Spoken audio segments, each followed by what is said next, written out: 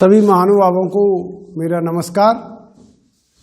जैसा कि आप सभी जानते हैं कि आज मुझे जो विषय पर बोलना है महात्मा गांधी और भारतीय संविधान, तो पहले हम थोड़ी सी महात्मा गांधी की चर्चा कर लें। जैसा कि आप सभी जानते हैं कि आज 30 जनवरी है।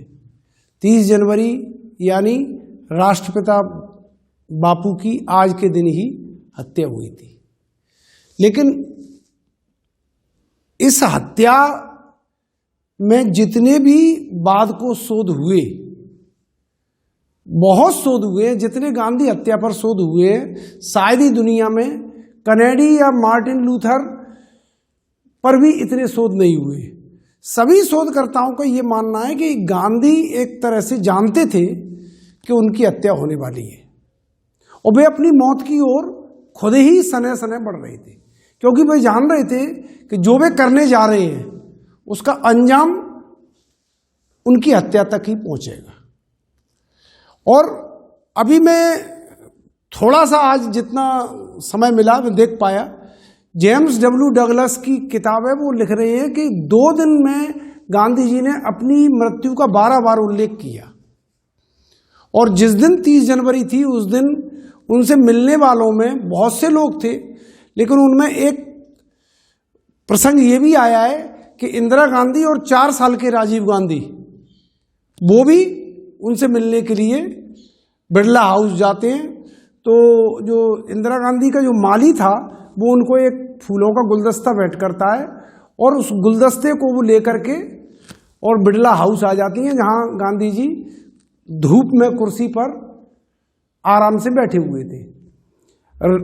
राजीव गांधी 4 साल के थे तो पहले तो बिरला हाउस की तितलियों के पीछे दौड़ते रहे, फिर अंततः उन्होंने जो गुलदस्ता दिया उस गुलदस्ते के कुछ फूलों को उठा करके वे गांधी जी के चरणों में रखने लगे। तो गांधी जी ने उनको रोका कि ये मत करो, ये तो किसी व्यक्ति के मरने पर किया जाता है, आप 1-2 दिन इंतजार करो। अब देखिए, आप ये मतलब मैं कह तो रहा हूं ना, अपने यहां शोध के नाम पर कोई नई चीज सामने नहीं आती, लेकिन विदेशों में लगातार अध्ययन हो रहे हैं। तो यानी कहने का मतलब ये है कि सारे शोधकर्ता ये मानते हैं कि गांधी अपनी मौत की ओर खुद ही आगे बढ़ रहे थे। वो जान रहे थे कि दिल्ली में अब उनकी कोई सुन नहीं रहा है। जब वो 9 सितंबर 1947 को नोआखाली से दिल्ली पहुंचते हैं तो उनका इरादा दिल्ली में रुकने का नहीं था। सभी लोग जानते हैं वे पश्चिमी पाकिस्तान जाना चाहते थे और उनके दिमाग में पश्चिमी पाकिस्तान मतलब आज का पाकिस्तान, पश्चिमी पंजाब, और उनके दिमाग में एक जुनून था कि वे ये भारत और पाकिस्तान के झगड़े को हमेशा के लिए खत्म करना चाहते थे। और इसका फार्मूला उन्होंने अपने मन में जो सोचा वो यही था कि वे यहां से उन हिंदू, सिखों और हिंदुओं को लेकर के पाकिस्तान जाएंगे जो पाकिस्तान से मारकर भगा दिए गए हैं, और पाकिस्तान से उन लोगों को वापस लेकर आएंगे जो यहां से मार पीट कर भगा दिए गए थे। उनका कहना था कि 2 देश बन गए, लेकिन इसका मतलब है हम अपने पड़ोस को नहीं तोड़ सकते। पड़ोस अपनी जगह पर है, ठीक है, बन गए, किसकी मूर्खता से बने, क्यों बने, सब अपने अपने अंदर झांके। जब उनसे कहा जाता है कि आपने तो कहा था कि पाकिस्तान मेरी लाश पे बनेगा, तो फिर पाकिस्तान कैसे बन गया? तो उन्होंने कहा था हाँ, मैंने कहा था कि मेरी लाश पर बनेगा पाकिस्तान, लेकिन थोड़ा सा उसके लिए आप भी अपने अंदर, यानी विशेषकर उन्होंने हिंदुओं से ही कहा कि आप भी अपने अंदर झांक कर देखिए कि विभाजन की स्थिति कब पैदा होती है। एक परिवार में 2 भाई अलग अलग कब होते हैं और वे कौन सी परिस्थितियां निर्मित होती हैं कि जब 2 भाई अलग होते हैं, उन पर आपको भी विचार करना चाहिए। तो एक तरह से 30 जनवरी अगर नहीं हुआ होता तो मेरा जो अंदाज है कि गांधी जी का जो एक तरह से जीवन का सबसे चरम बिंदु था, जिसे हम लाइमलाइट कह सकते हैं, उनके जीवन का एक दिन चुना जाए पूरी जिंदगी में, जिस दिन वे पूरे विश्व क्षितिज पर पहुंचे, तो वो 30 जनवरी है। इसलिए कुछ विद्वानों का ये भी कहना है कि 30 जनवरी एक तरह से वह दिन है जिस दिन गांधी की हत्या नहीं बल्कि गांधी का जन्म हुआ था। और उन्होंने दुनिया को ये बतलाया कि मैं कौन हूं, मैं किस काम के लिए आया हूं और दुनिया मुझे कैसे पहचानेगी। ये उनके 30 जनवरी से ही मालूम पड़ता है और उनकी हत्या के तरीके से मालूम पड़ता है। अगर जैसा कि जवाहरलाल नेहरू ने उनकी हत्या के तुरंत बाद जो टिप्पणी की थी, जो 2 टिप्पणियां उनकी आती हैं, एक तो आकाशवाणी वाली आती है और एक उनकी आती है जो विधिवत उन्होंने तुरंत जारी की थी। और उसमें उन्होंने कहा था कि ये एक महाकाव्यात्मक जीवन का महाकाव्यात्मक अंत है। It is an epic end of epic life. कह रहे हैं कि गांधी जी जैसे महामानव की मृत्यु बीमारी से हो ही नहीं सकती, किसी असाध्य रोग से हो ही नहीं सकती। गांधी जी के जीवन में कोई भी ऐसी जगह नहीं है जिसे जो समतल हो। उनका जीवन पूरा उतार चढ़ाव वाला रहा और वैसी ही उनकी मौत भी ड्रास्टिक होनी थी। इसलिए this is an epic end of epic life. और जो दूसरी तो हम सुनते ही हैं, जो आकाशवाणी से संदेश जो सुना था, जिसके बारे में ये कहा जाता है कि सुन के कई लोग दुख में मर गए थे कि हमारे बीच से अब रोशनी चली गई है और अब हम अंधेरे में आ गए हैं। ये तो आप सब लोगों ने सुना ही होगा। तो बहरहाल जो 30 जनवरी का दिन है, आज के दिन हमें ये एक गांधी पर बहुत सी रोशनी पड़ती है। तब हम इस पर पहुंचते हैं कि आखिर वो स्थितियां कैसे पैदा हुई और क्या गांधी जी के बारे में हमारी क्या समझ है, गांधी जी के बारे में क्या समझ है, हत्या के क्या कारण थे, क्यों गांधी जी की हत्या की गई और उसके पीछे 2 पैरेलल विचारधाराओं के युद्ध की जो बात आती है क्या है। तो देखिए, मैंने आपको जैसा कि बताया कि जब 9 सितंबर 1947 को, जैसा कि मैंने बताया कि वो पाकिस्तान जाने वाले थे, लेकिन जैसे ही वे सादरा स्टेशन पर पहुंचे, सरदार पटेल और राजकुमारी अमृत कौर उन्हें उनकी अगवानी करने के लिए आए और सरदार पटेल के और गांधी के बड़े मजाक में बातें होती थी उनकी, काफ़ी विनोदी थे दोनों। तो उस दिन सरदार पटेल का चेहरा ऐसा लग रहा था जैसा कि किसी ने राख पोत दी हो। ये जीडी तेंदुलकर की 8 वॉल्यूम में जो किताबें हैं उनमें 8वां खंड है Mahatma the life of Mohandas Karamchand Gandhi. उसमें लिखा हुआ है कि ऐसा लग रहा था जैसे सरदार पटेल के चेहरे पर राख पोत दी गई हो। और गांधी जी पूछते हैं कि सरदार तुमको क्या हुआ? तो गांधी जी से वो कहते हैं सरदार कि बापू दिल्ली की स्थिति बहुत खराब है, यहाँ की लगभग सभी मस्जिदों पर पाकिस्तान से आए हिंदू और सिखों ने कब्जा कर लिया है, मस्जिदों से लोगों को खदेड़ दिया गया है, उनमें मूर्तियां रख दी गई हैं और तिरंगे लगा दिए गए हैं और दिल्ली में कहीं भी जगह नहीं है, तिल भर भी जगह नहीं है। आप जहां दलित बस्ती में रुका करते थे, इस बार वहां भी आपको दिल्ली सरकार ने फैसला किया है कि वहाँ आपकी सुरक्षा नहीं हो पाएगी और आपके कारण शरणार्थियों की समस्या में भी बहुत दिक्कत आएगी। इसलिए फैसला किया गया है कि इस बार आप बिड़ला हाउस में रुकेंगे। तो काफिला उनका बिड़ला हाउस की ओर बढ़ने लगता है। जब वे बिड़ला हाउस को देखते हैं तो कहते हैं इतने बड़े मकान में मैं अकेला रहूँगा? नहीं, मैं बाहर का जो बरामदा है उसी में रहूँगा। तो मैंने आज अपने फेसबुक पर फोटो भी डाली है, तो अलग जगह वहाँ लिखा हुआ है कि यहाँ गांधी जी ने 144 दिन बिताए और वहीं पर वे रुकने का फैसला करते हैं और वे कहते हैं कि अब मुझे यहीं रुकना है, अब मुझे न पाकिस्तान जाना है फिलहाल, न कहीं जाना है, अब मुझे यहीं दिल्ली में ही रुकना है।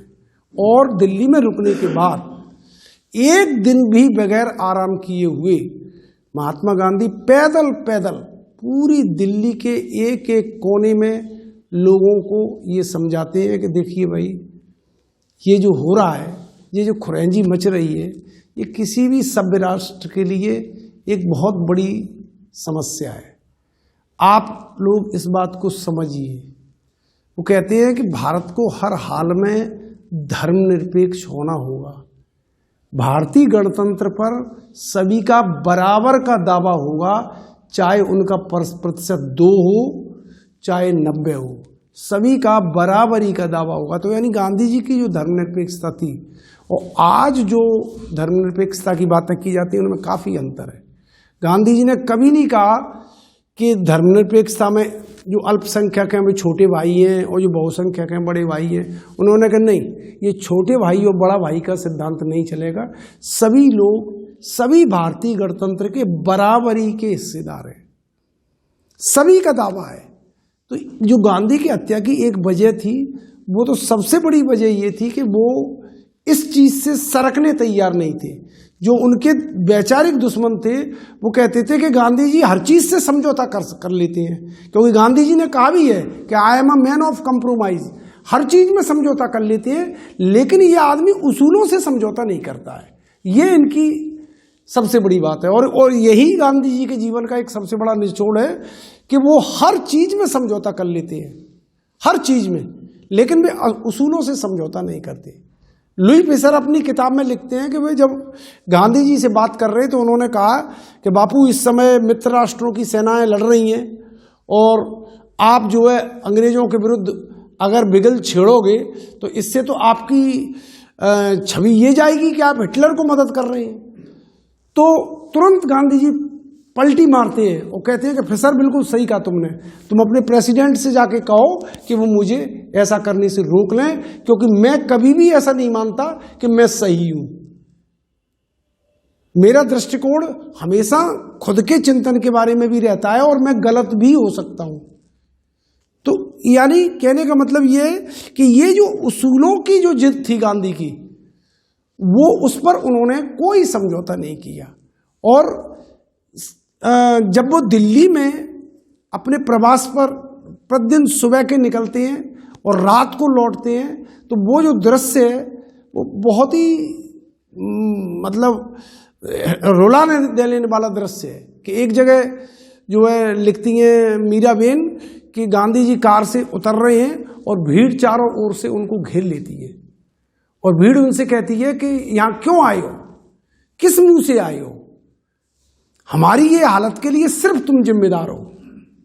शरणार्थी लोगों के बीच में घिरे हुए हैं। और राजकुमारी अमृत कौर कहती है कि अब शायद ऐसा लगने लगा था कि बापू का बचना मुश्किल है। वे भीड़ से इशारे में कहते हैं कि बैठ जाओ, अपनी अपनी जगह बैठ जाओ, अपनी अपनी जगह बैठ जाओ।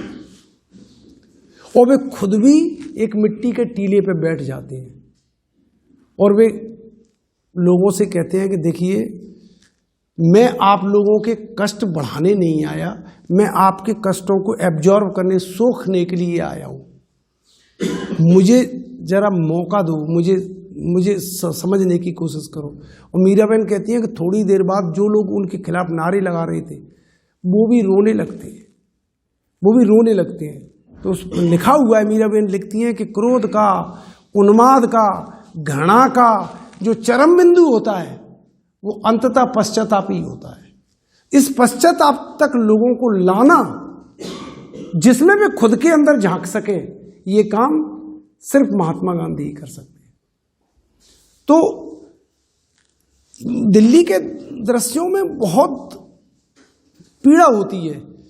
आज हम देखते हैं कि पहले ये लगता था कि ये सब हम लोग भी उसी माहौल में पले हैं जिसमें उच्च वर्गीय ब्राह्मण समाज में जो चर्चाएं होती हैं घरों के अंदर, उन्हीं चर्चाओं को लेके हम बड़े हुए।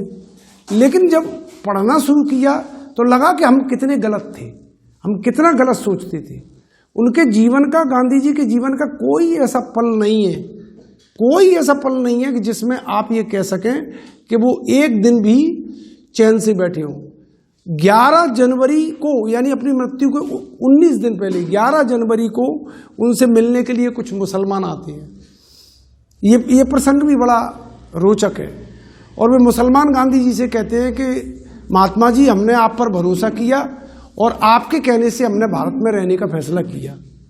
अब यहाँ की स्थिति ऐसी लगती है कि लगता है हम यहाँ सुरक्षित नहीं हैं। इसलिए आपसे निवेदन है कि हम पाकिस्तान जाना नहीं चाहते, आप कृपा करके इतना कर दीजिए कि हमारा इंग्लैंड जाने का इंतजाम कर दीजिए, हम इंग्लैंड जाना चाहते हैं। गांधी जी किसी से कुछ नहीं बोले, एक शब्द भी नहीं बोले, चुपचाप सुनते रहे और सारे लोग पूरे प्रतिनिधिमंडल के जो उन्होंने कहना थी कह के वो चले गए। 12 तारीख को गांधी जी फिर अंत में फैसला करते हैं कि अब मेरे जीवन का वो पल आ गया है जब मुझे अपने जीवन की अंतिम परीक्षा करनी है, जिसे गांधी जी का अंतिम उपवास कहते हैं। शायद मैं अब तक फेसबुक पे 50 लेख अंतिम उपवास पे लिख चुका हूँ और 50 और लिख पाऊंगा, इतनी बृहद मैटर है इस विषय पर। तो जब वो 12 तारीख को बैठते हैं उपवास पर, बाकायदा ज्ञापन देते हैं।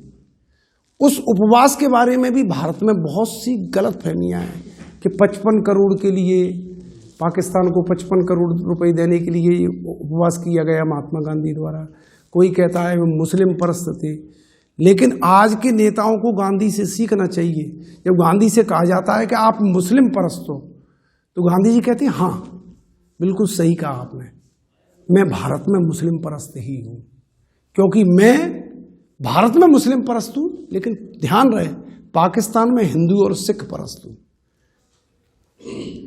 यानी कहने का उसूल यह है कि मैं अक्सरियत और अकलियत, इन दो में से किसी एक का चुनाव करना हो तो मैं अकलियत के साथ खड़ा हूं, अक्सरियत के साथ नहीं। यानी बहुमत और अल्पमत की बात खड़ी हो। और वो ये कह रहे हैं कि ये मेरा फैसला नहीं है। जब मैं दक्षिण अफ्रीका गया था तो मेरे एक मित्र ने बताया था कि जब पलड़ा ऐसा हो तो आप कमजोर पलड़े के साथ खड़े हो जाओ, अपने आप बैलेंस हो जाएगा, इसमें कुछ सोचने की जरूरत नहीं है। तो यानी वो हमेशा, जो लोग कहते हैं ना कि मुस्लिम परस्त है, तो उन्होंने खुलकर इस बात को कहा कि हाँ मैं मुस्लिम परस्त हूं, मैं मुस्लिम परस्त हूं, लेकिन मैं भारत में मुस्लिम परस्त हूं और मैं हर उस जगह खड़ा हूं। क्योंकि एक तरह से जो गांधी जी की धर्मनिरपेक्षता थी वो था सीधे सीधे एक लाइन में अगर हम कहें बहुसंख्यकवाद का विरोध। हमें वो बात पचे या न पचे, हमें वो पचे या न पचे, बहुसंख्यकवाद का विरोध। क्योंकि उन्होंने बहुसंख्यकवाद के दुर्गुण बताए हैं। उन्होंने कहा है जब भी बहुसंख्यकवाद आएगा तो वो बर्मा में बर्मी शकल में आएगा, जैसा कि हम पिछले उसमें देख चुके थे। श्रीलंका में वो सिंगली रूप में आएगा, भारत में वो हिंदू रूप में आएगा और पाकिस्तान में वो मुस्लिम रूप में आएगा बहुसंख्यकवाद। और मेरा काम है इस चीज का विरोध करना। और उनके बारे में कहा जाता है कि वो कभी भी मंदिर जाने वाले संत नहीं थे, न वो किसी मंदिर गए न मस्जिद गए। अगर हम फेसबुक पर देखते हो कि गांधी जी फलाने, कोई कहीं नहीं गई गांधी जी, लेकिन गांधी जी हर उस जगह गए हैं जहां पर जाने का विरोध किया जाता था।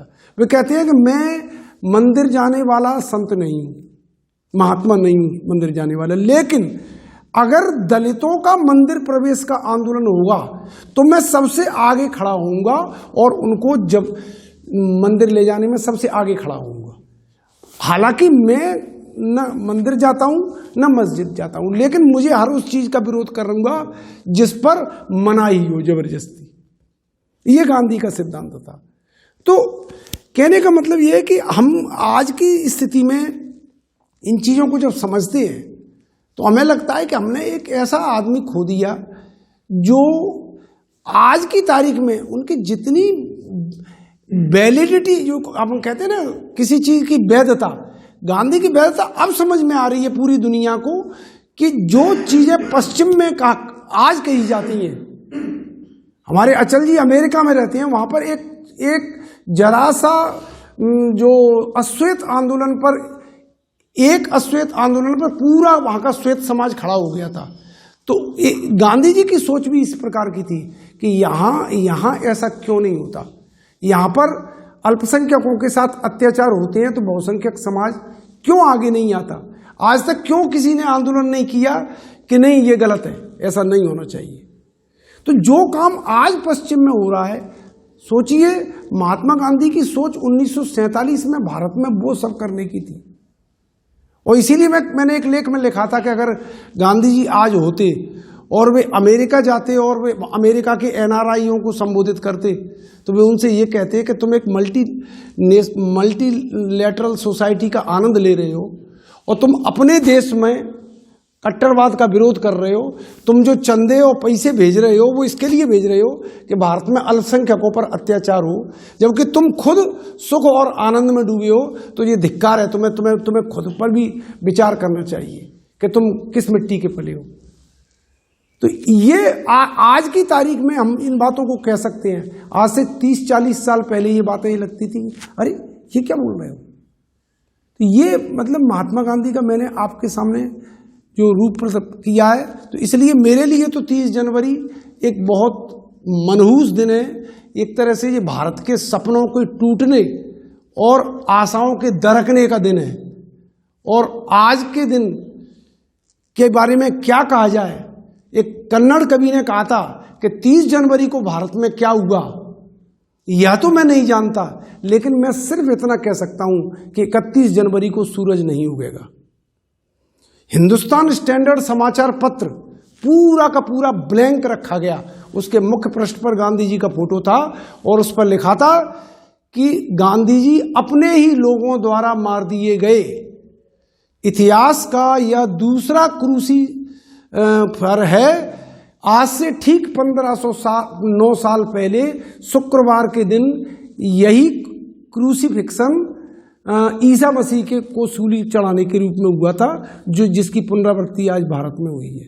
और पूरा समाचार पत्र था। कहने का मतलब, लेकिन फिर भी आज हम कह सकते हैं कि 31 तारीख को सूरज उगा भी, भारत आगे भी बढ़ा।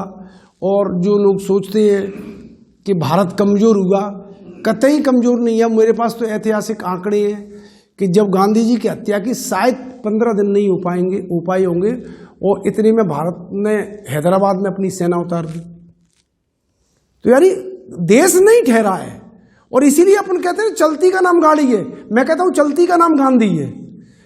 गांधी का कहना था हाँ कि देश चलते रहना चाहिए। और उनकी मृत्यु के बाद उनके परम शिष्य, मैं तो परम शिष्य कहूंगा, जवाहरलाल नेहरू ने एक मतलब, और सरदार पटेल ने, दोनों उनके योग्य उत्तराधिकारी थे। उनके बारे में जितनी भी अटकलें लगती हैं सब व्यर्थ हैं।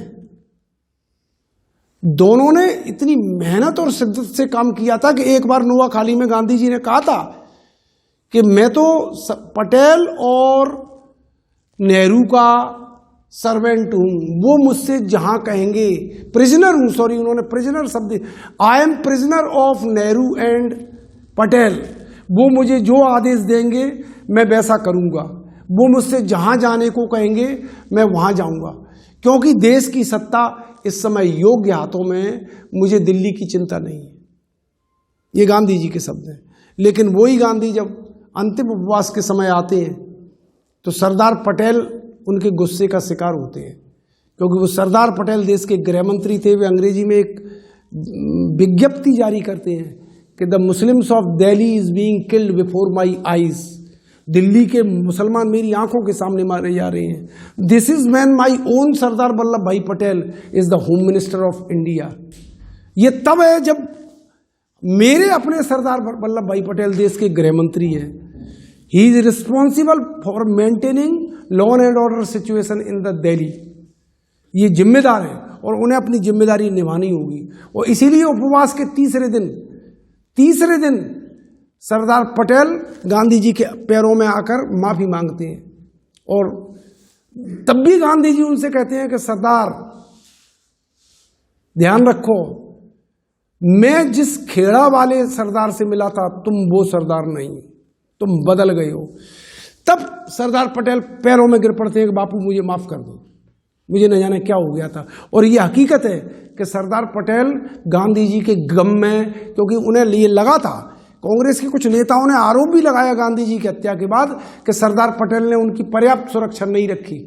तो सरदार पटेल को ये बात इतनी दिल के अंदर घुस गई कि वो ज़्यादा नहीं जी पाए। अंततः जैसा कि आपको मालूम ही है, 1-1.5 साल के अंदर उनका खुद का निधन हो गया। तो आज ये 30 जनवरी पर मुझे इतना बोलना था।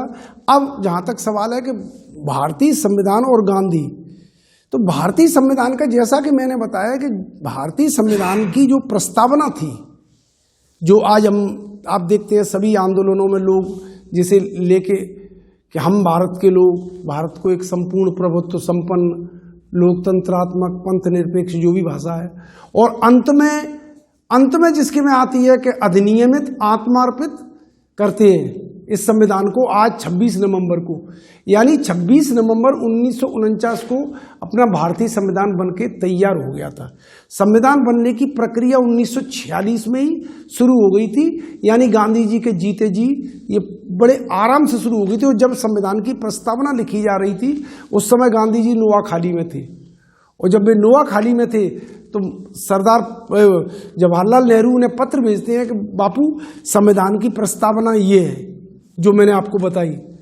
तो गांधी जी उसे पढ़ के कहते हैं कि जवाहर, इससे 1 इंच भी मत सरकना, इसी प्रस्तावना पर अड़े रहना, बहसें बहुत होंगी, राजेंद्र बाबू कुछ कहेंगे, अंबेडकर कुछ कहेंगे, लेकिन तुम टस से मस मत होना। जो आज अपनी संविधान की प्रस्तावना है उसको बापू का आशीर्वाद प्राप्त है, ये आप सब लोगों की मैं उसमें बता दूं। और 1946 में संविधान बनने का काम शुरू हो गया था। काफ़ी कुछ बहसें हुई। हर बहस में गांधी जी ये जानने की कोशिश करते हैं नोआखाली से कि आज सरदार पटेल ने क्या कहा, आज डॉक्टर राजेंद्र प्रसाद ने क्या कहा, आज डॉक्टर अंबेडकर ने क्या कहा। यानी संविधान सभा की जो बहसें थीं वो एक तरह से गांधी जी के लिए एक नतीजा थी कि भारत का संविधान कैसा बने। इसमें बड़ा विचार मंथन हुआ है। भारत का संविधान, इसमें कोई शक नहीं है, विश्व का सबसे बढ़िया सर्वोत्कृष्ट संविधान है, जिसमें न जाने कितने देशों का जूस, संविधान का जूस इस अपने संविधान में मौजूद है। लेकिन जैसा कि डॉक्टर अंबेडकर ने खुद कहा था संविधान प्रस्तुत करते समय कि देखिए ये संविधान में जरूर सदन के सामने रख रहा हूं, लेकिन मैं आप सब लोगों को एक आगाह करने देना चाहता हूं कि हम एक ऐसी स्थिति में पहुंच गए हैं, अगर देश के लोग अच्छे होंगे तो ये संविधान अच्छा होगा, लेकिन अगर देश के लोग बुरे आएंगे तो ये संविधान बुरा भी साबित होगा। तो आज ये हमें विचार करना है जो देश की स्थिति जो हुई है कि संविधान की उन्हीं धाराओं का उपयोग करके और किस तरीके से जो कुछ हो रहा है वो सबको दिख रहा है। लेकिन अगर गांधी जी होते तो, अगर और जिंदा रहते तो भारतीय संविधान में कुछ न कुछ और ऐसी बात, यानी भारत का संविधान वैसा नहीं होता जो आज है, उसमें कुछ और अच्छाई होती। क्योंकि महात्मा गांधी एक ऐसे व्यक्ति थे कि वो दुनिया भर के विचारों का आदान प्रदान, एक हम केमिस्ट्री में पढ़ाते हैं, एक ओपन सिस्टम जो एनर्जी लेता भी है और देता भी है, ओपन सिस्टम की तरह उन्होंने एक व्यवहार किया। दुनिया भर के विचारों को लिया, दुनिया भर के बड़े बड़े लोगों को के विचारों से को वे ग्रहण करते थे और दुनिया भर के लोगों से पत्र व्यवहार करते थे। तो गांधी जी की जो खतो किताबत है वो हम सबके लिए एक प्रेरणा है। भारतीय संविधान में जितने भी श्रेष्ठ मूल्य आज हैं, जिन पर हम गर्व करते हैं, जिन पर दुनिया गर्व करती है, वो बड़े सोच समझ के लागू किए गए हैं। आप देखिए कि जब भारत आजाद होता है तो भारत आजाद होता है कैसे? Government of India independence act से 1947। लेकिन इंडिया इंडिपेंडेंस एक्ट में क्या लिखा होता है कि भारत, जब तक कि भारत का संविधान नहीं बन जाता पूरी तरह से, तब तक गवर्नमेंट ऑफ इंडिया एक्ट 1935 से ही देश चलेगा।